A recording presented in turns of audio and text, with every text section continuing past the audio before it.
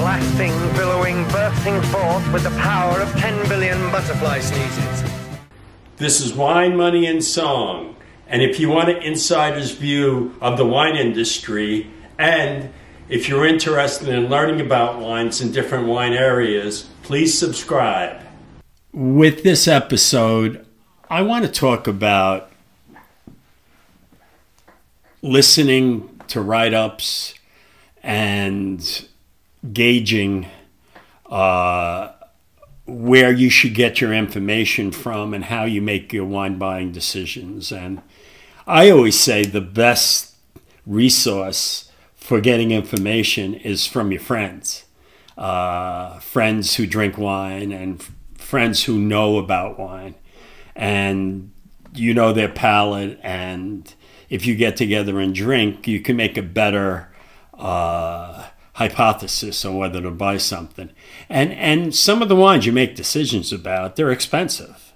You're talking 50, 100, 150. I'm going to relate a story where someone wanted to buy a $300 bottle of wine, and he asked my opinion, but I will get to that later. But making wine buying decisions and who you listen to and where you get the information comes from. You really have to build up your self-confidence, and that's part of the reason why I'm here. I'm trying to build your confidence up about your knowledge and about your palate and how to make very smart buying decisions and well-educated buying decisions. But first, I want to talk about an experience that I haven't had too many of them. I went to grab a bottle of wine the other night, and I thought I was grabbing a bottle. I wear glasses. I didn't have glasses on. And I looked, and I thought it was this one chateau. And until I took it, when I put it on the table, I took a look at it. It was a different chateau. And I said, maybe I'm supposed to drink that instead tonight. So it was a 1982 Chateau Pujol, which is a Medoc wine. And it's a very inexpensive wine, a very solid wine. It has a following, especially in England. And I bought it. It was very cheap. But it's a 1982 vintage, which is a great vintage. And a lot of the wines have aged very well and are still in good shape, while some of the wines have tilted down. When I pulled the cork on this one, first of all, it crumbled into a million pieces, and I had to do surgery on it to get the cork out, and then I had to filter it through a strainer, and the color looked okay, but when I poured it out, the nose was all right, but when I put the flavors in, it wasn't very wine-like, and I kind of kicked myself in the butt because I kept it too long. It's not spoiled, it's just too old, and that's part of the problem when you have too much wine.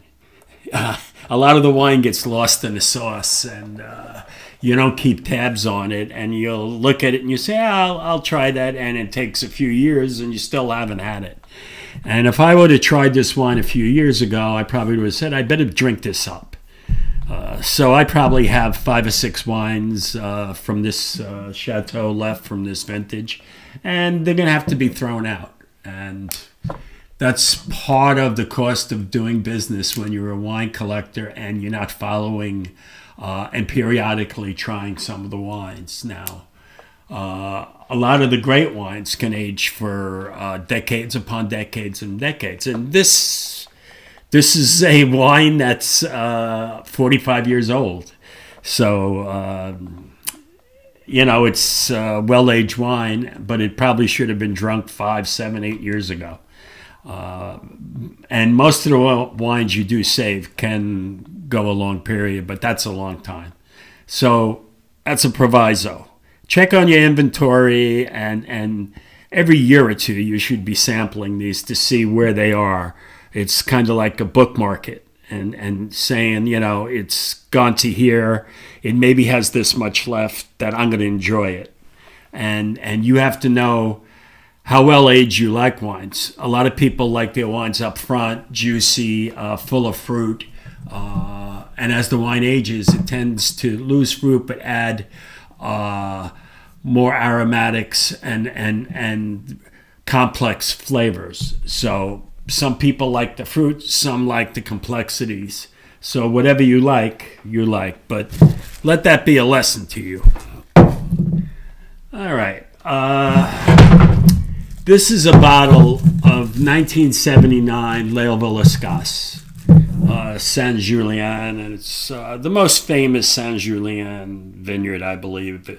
To me, it's the top super second. And a friend of mine sent me an email he received from a merchant, and who's trying to sell him wine.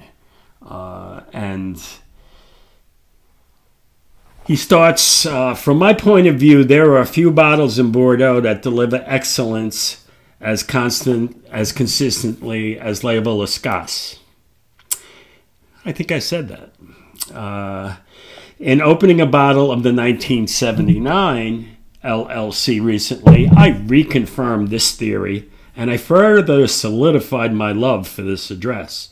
Not only was the wine incredibly youthful and vibrant, but it possessed a concentration and balance that I have not experienced from any other 79. And he says, I've never had the good fortune of opening up a 79 Lafleur, which is considered the best 79. For a vintage as forgettable as 1979, Léoville-Lascasse ended up being one of the best bottles of Bordeaux I've opened up in the last 5 years. Well, I owned a case of 1979 Léoville-Lascasse. I've had it quite a number of times, and it's a very good 79. Is it a great wine? Nah, very good wine, though. And going through, I opened up this bottle just to check on it because of this email. And what they were trying to do was sell another vintage of Léoville-Lascasse that was a few years younger. And so opening up this bottle, and I have a lot of experience with 79. That's when I was really getting into Bordeaux wines and collecting. I started like in 75. So I bought a lot of 78s. 79s, and then the 82s came. I went crazy. But tasted this wine often, but haven't in the last 5 or 10 years. And the reputation of the 79s is it's a huge harvest. Copious amounts of wine were made. And when you do that, generally, great vintages are not that plentiful. The 82 was plentiful, and the wines were really good, so that's an exception. And with modern winemaking techniques, wines, you know, they have better control of quality now. But this vintage, I think it was the highest amount of harvest since 1934. So huge harvest. A lot of the wines were dilute.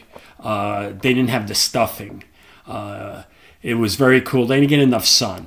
And the wines were dilute. This wine was not. And as I said, I've had a lot of the 79s. The best wines are very elegant, very balanced, very structured.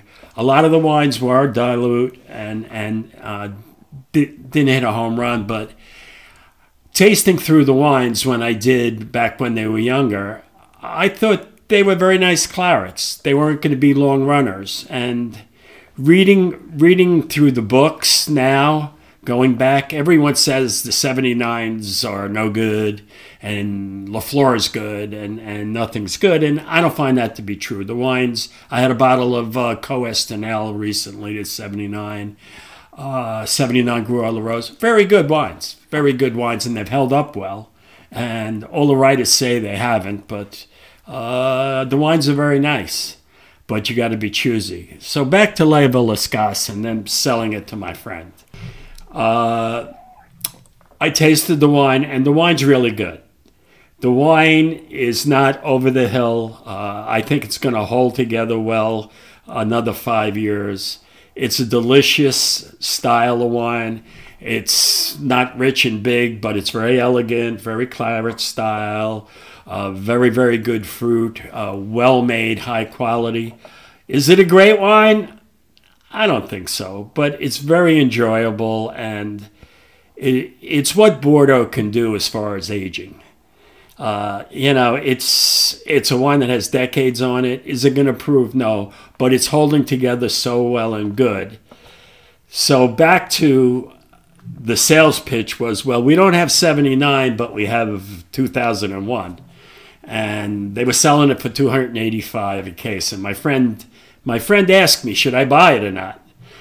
And I said, I've only had the 2001 a couple of times, and it's a very good wine.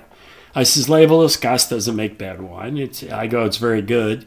I says, but at $285, I says, you can buy so many other wines that are, even from Bordeaux, that are better quality, in my opinion, and better values.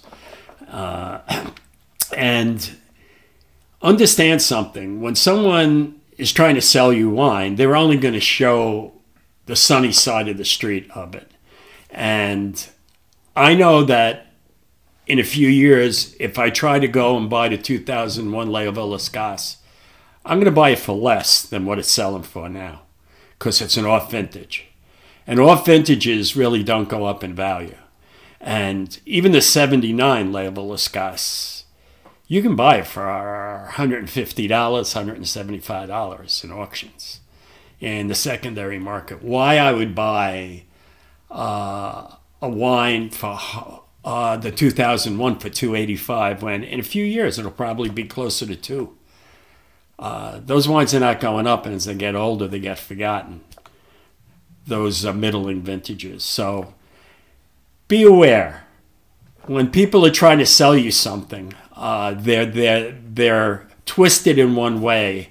I was watching a video from another wine channel on YouTube, and he critiqued the 2001 Caymus Cabernet, which I have done about a month ago, and I said there's nothing there. There's no thrill there, and it's $100, and it doesn't even taste like Napa to me. That's my review of it. This guy got on and said it's the worst wine he's tasted all year long, and I taste 1,000 wines, and guess what? He doesn't sell it. So then he went on to taste 3 other wines that he sells and how good they were, and you got to be careful. People have what I call the courage of their inventory. They only recommend the wines they have to sell. So put that little feather in your bonnet and understand anyone who's trying to sell you something, they have a prejudice of their inventory.